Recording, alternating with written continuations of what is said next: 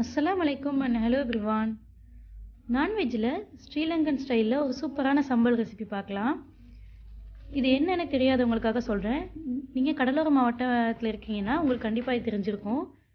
இதுதான் மாசி. இந்த மாசி கருவாடு எப்படி செய்வாங்கன்னா, டூனா அல்லது சூறை மீன் அப்படின்னு சொல்லக்கூடிய ஒரு வகை மீனை ஒரு சில ப்ராசஸ்க்கு அப்புறமா இந்த மாதிரி கருவாடாக மாற்றிருப்பாங்க. இது ரொம்பவே ஹார்டாக இருக்கும். இதை எப்படி செய்கிறதுன்னு பார்க்கலாம். அதுக்கு இந்த ஒரு துண்டை நான் இந்த மாதிரி கல்லில் இடித்து எடுத்துக்க போகிறேன். சின்ன சின்ன பீஸஸாக இது ஆக்குனதுக்கப்புறமா இதை நம்ம மிக்சியில் போட்டு பொடி பண்ணிக்கலாம். டைரெக்டாக நம்ம மிக்சியில் போட முடியாது, ஏன்னா இது அந்தளவுக்கு ஹார்டாக இருக்கும். எஸ்பெஷலாக சகர் டைமில் இது ரொம்பவே யூஸ்ஃபுல்லாக இருக்கும்.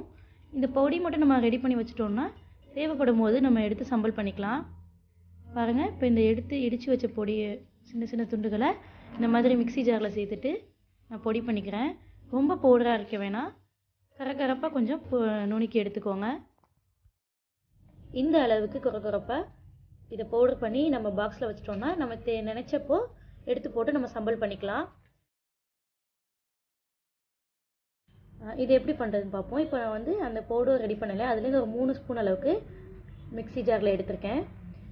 இது கூட ஒரு 5-6 வரமிளகாய், குண்டு மிளகாய் எடுத்திருக்கேன். உங்கள் காரத்துக்கு ஏற்ற மாதிரி மிளகாவை கூடவோ இல்லை குறைச்சலோ நீங்கள் ஆட் பண்ணிக்கலாம். இதுக்கு அடுத்து நான் தேங்காய் சேர்த்துக்க போகிறேன். தேங்காவை வறுத்து சேர்த்துக்கிறேன். தேங்காய் வறுக்கும் போது கரிஞ்சி போயிடாமல் இந்த மாதிரி லைட் கோல்டன் கலரில் இருக்கிற மாதிரி வறுத்துக்கோங்க. இந்த மாதிரி தேங்காய் வறுத்துட்டு சேர்க்கும் போது இது கொஞ்சம் ஒரு 3-4 நாளைக்கு நம்ம வச்சு சாப்பிட்லாம், கெட்டு போகாது. இப்போ தேங்காய் ஆட் பண்ணிவிட்டு இதில் உப்பு சேர்த்துட்டு இதை லைட்டாக மிக்சியில் ஒரு பல்ஸ் மோடில் வச்சு கிரைண்ட் பண்ணி எடுத்துக்கோங்க. இது கூட பெரிய வெங்காயம் 1 பொடியாக நறுக்கி சேர்த்துருக்கேன். சின்ன வெங்காயம் சேர்த்தா இன்னுமே ருசியாக இருக்கும். வெங்காயம் சேர்த்துட்டு அதில் ஒரு 1/4 மூடி அளவுக்கு எலுமிச்சை சாறு சேர்த்துக்கலாம். இந்த ஒரு புளிப்பு சுவை இந்த சம்பலுக்கு ஒரு நல்ல ஒரு பஞ்ச் கொடுக்கும். திரும்ப இது மிக்சியில் ஆனியன்லாம் நல்லா அரைஞ்சிடாமல் லைட்டாக ஒரு பல்ஸ் பண்ணி எடுத்துக்கோங்க. பாருங்கள், இந்த மாதிரி கொரகொரப்பாக அரைச்சி எடுத்ததை ஒரு கடாயில் ஒரே ஒரு டேபிள் ஸ்பூன் ஆயில் சேர்த்துட்டு இதை லைட்டாக வறுத்து எடுத்துக்கணும்.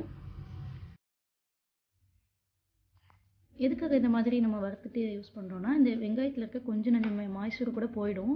அப்போ இது நம்ம கெட்டு போகாமல் ஒரு வாரம் கூட வச்சுக்கலாம். இந்த மாசி சம்பல் ரெசிபி பிடிச்சிருந்தா கண்டிப்பாக வீடியோவை லைக் பண்ணிவிட்டு நம்ம சேனலை மறக்காமல் சப்ஸ்கிரைப் பண்ணிடுங்க. தேங்க்ஸ் ஃபார் வாட்சிங்.